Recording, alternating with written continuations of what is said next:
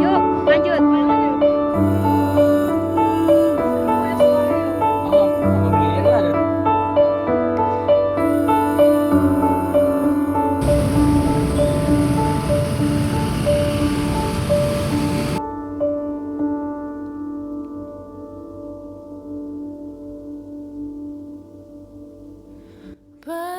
Di balik megahnya bangunan kota Surabaya, masih ada anak usia sekolah yang minta belas kasihan.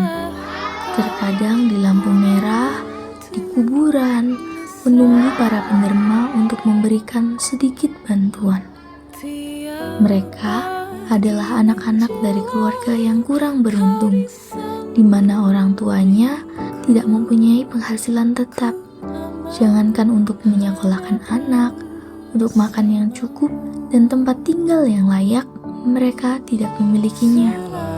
Mereka yang seharusnya duduk di bangku sekolah, menikmati masa bermain dengan teman-teman seumuran.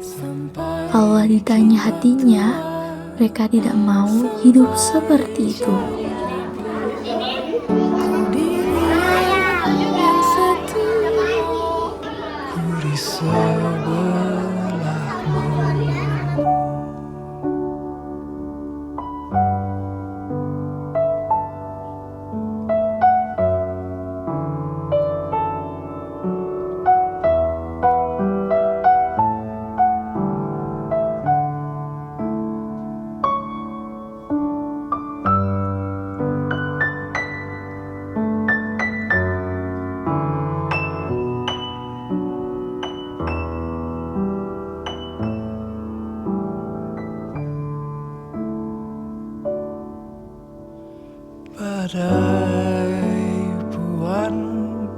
Tantangan terbesar kita ya memang pada orang tua, apalagi anak-anak ini adalah anak-anak yang bekerja, ikut orang tuanya ngamen, ngemis di kuburan, bersihkan kuburan. Dia kalau kita ngomong mes terlalu frontal, tapi fakta yang ada seperti itu. Kenapa kita harus mensopan-sopankan hal yang benar-benar jahat di mata kita? Karena memperkerjakan anak itu kan jahat ya.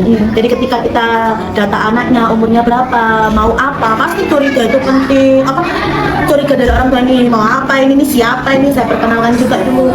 Dan ketika ada satu perbandingan lurus, semakin gengsi justru semakin miskin. Kami ada dari tahun 2012. Awalnya saya juga semester 7 kuliah itu ada pengabdian masyarakat yang sehat.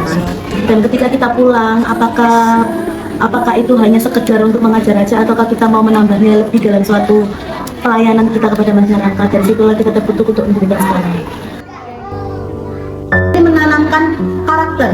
Ya tadi seperti kesepakatan kelas. Kalau misalnya sudah dengar nggak kesepakatan kelas yang di awal itu, Pancasila dan lain sebagainya, itu ditanamkan terus menerus setiap hari. Dan percaya dalam arti, memang kalau kita baru kenal ya nggak bisa percaya, tapi kalau sudah percaya kita pasti merasa aman gitu.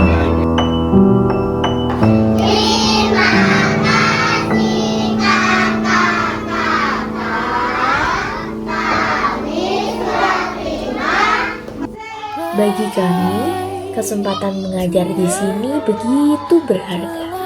Setiap momennya, setiap tawanya yang disambut dengan hangat sejak awal.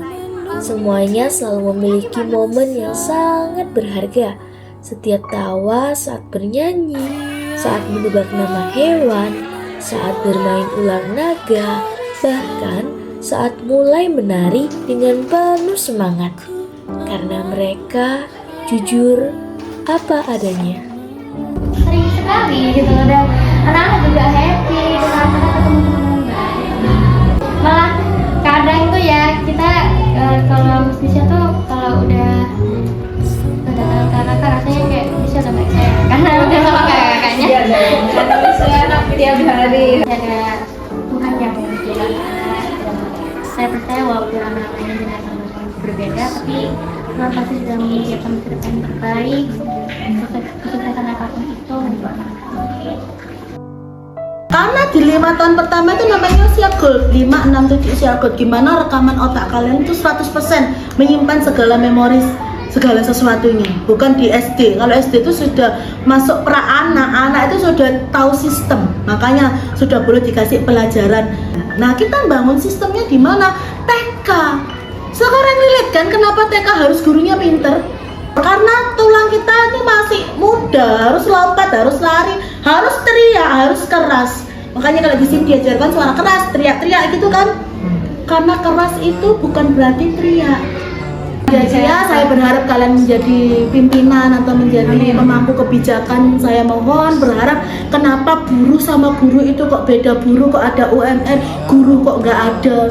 Nggak, maksudnya mestinya sisipkan ini juga supaya kakak-kakak menjadi jangan sampai sama paradigma ya bahwa guru itu tidak digaji. No, guru ini luar biasa. Kita banyak cerita tentang guru honorer dan lain sebagainya. Kita nggak ngerti nanti 5 tahun kakak jadi apa, 10 tahun jadi apa. Tapi hari ini ada, itu bukan suatu kebetulan. Tolong, guru-guru TK ini bukan guru kecil, tapi benar-benar sampai jadi debu. Ku di liang yang satu, ku di